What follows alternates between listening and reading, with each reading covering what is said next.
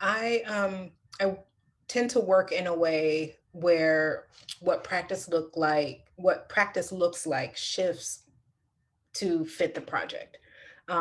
So depending on what the world of the work is, and how it unfolds, I'm responding there too. So for this project, really deepening an engagement with science, particularly quantum field theory and astrophysics. It's not like I didn't come into this project necessarily knowing a lot of that information. I'm still certainly growing in it and self-taught, but luckily have advisors and folks that are, whose bread and butter is thinking about these concepts.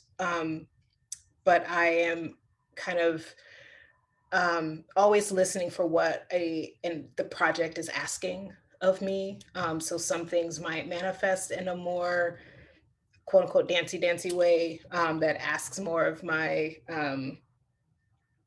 physicality, or my physical engagement with it in a way that folks recognize as dance.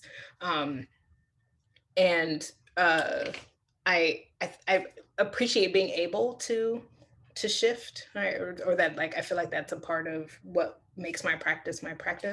Um, and that also comes out of, like, being trained that way since I started going to school. So my undergraduate training was very much an interdisciplinary. Well, one of my majors was interdisciplinary performance.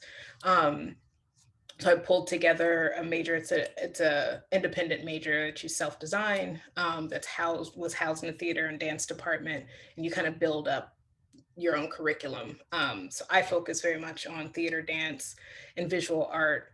And I also had an African American studies major. So that was an early moment of me thinking about how do I connect this, political historical research that um, that kind of ignites me with a creative practice. Like, how do those things connect? And how do I take kind of research strategies as a creative artist? How do I employ them there?